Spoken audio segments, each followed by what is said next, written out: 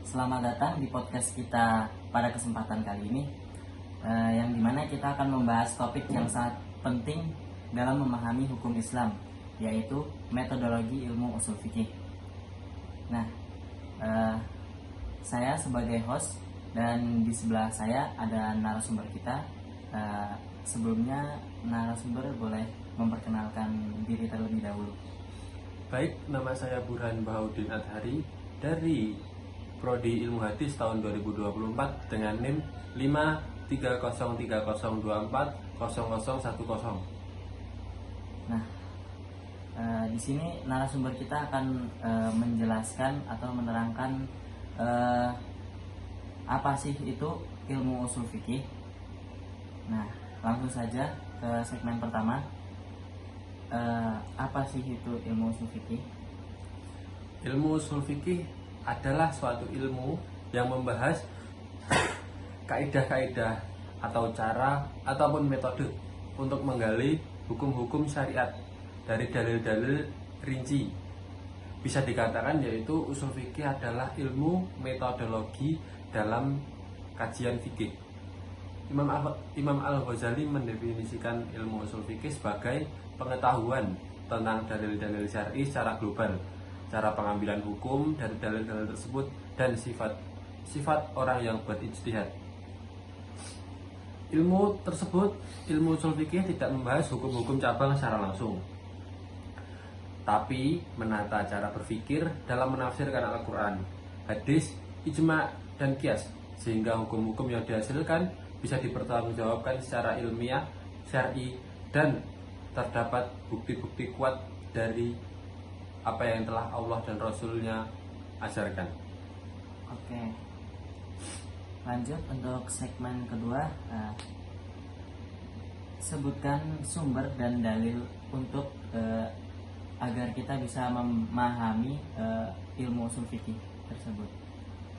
Dalam metodologi usul fikih ada 4 sumber yang bisa kita jadikan patokan atau kita jadikan sumber dalam hukum Islam, yaitu yang pertama adalah Al-Quran itu sendiri sebagai sumber utama umat Islam.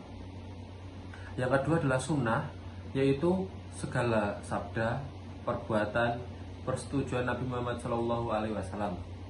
Yang ketiga adalah ijma, kesepakatan ulama pada suatu masa atau suatu zaman tersebut jika terjadi sebuah masalah. Yang selanjutnya adalah qiyas. Qiyas adalah analogi, hukum berdasarkan kesamaan illah, sebab-sebab hukum. Selain itu, mazhab-mazhab para ulama fikih juga membahas dalil-dalil tambahan seperti istihsan, preferensi hukum yang lebih maslahat.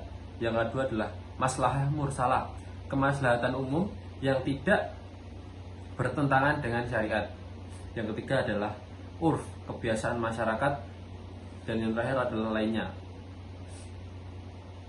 Metodologi ini mengatur bagaimana dalil digunakan, mana yang lebih kuat, diambil yang lebih kuat, disaring, dan bagaimana cara menggabungkan dalil-dalil tersebut jika terjadi sebuah perbedaan atau pertentangan.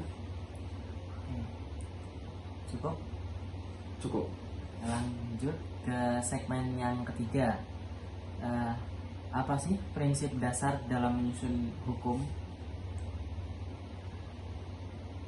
Beberapa prinsip dasar akan saya sebutkan dalam menyusun hukum dalam metodologi usul fikih.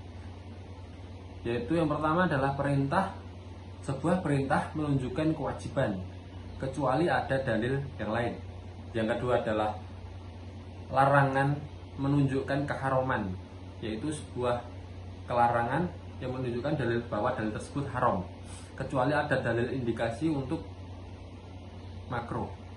Yang ketiga adalah kaidah lughawiyah atau bahasa. Sangat penting bagaimana memahami nas-nas dari dalil dari segi makna harfiah, majaz, umum atau khusus, mutlak atau muqayyad, dan lain-lain. Yang keempat adalah kaidah istidlal, pengambilan dalil, seperti bagaimana mentarjih, menguatkan dalil yang tampak bertentangan tersebut. Yang terakhir adalah tahrij hukum dari kasus baru menggunakan kias atau metode ijtihad lainnya.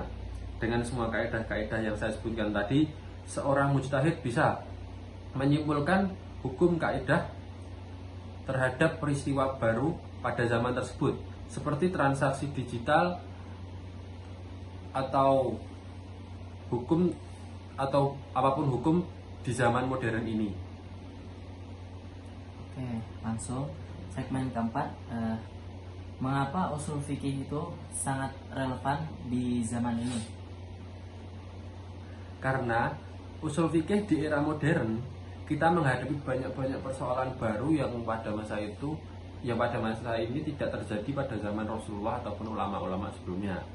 Di masa modern ini contohnya hukum kita ikut saham-saham seperti kripto ataupun yang lain-lain. Hukum tentang transplantasi organ tubuh manusia, ataupun hukum-hukum yang berkaitan dengan finance syariah. Itu semua termasuk hukum-hukum baru yang waktu itu pada zaman Nabi ataupun sahabat itu belum ada, dan ada pada zaman modern sekarang. Makanya usul fikih mencari persetujuan atas aktivitas tersebut boleh dilaksanakan atau tidak. Tanpa metodologi yang kokoh, kita bisa terjebak dalam fatwa sembrono atau ikut-ikutan. Di sini usul fikih hadir sebagai alat ilmiah untuk menghasilkan hukum yang tepat serta adil. Bahkan non ulama pun perlu memahami dasar usul fikih agar bisa mengkaji pendapat ulama dengan bijak, tidak fanatik, buta ataupun anti madhab. Oke, sobat podcast, itulah gambaran ringkas tentang metodologi ilmu usul fikih, sebuah ilmu yang menjadi fondasi dalam memahami dan menggali hukum Islam. Semoga pembahasan ini bermanfaat dan menambah semangat kita untuk mendalami Islam lebih dalam. Jika kamu suka konten seperti ini, jangan lupa follow, bagikan podcast ini ke teman-teman kamu ya. Wassalamualaikum warahmatullahi wabarakatuh. Terima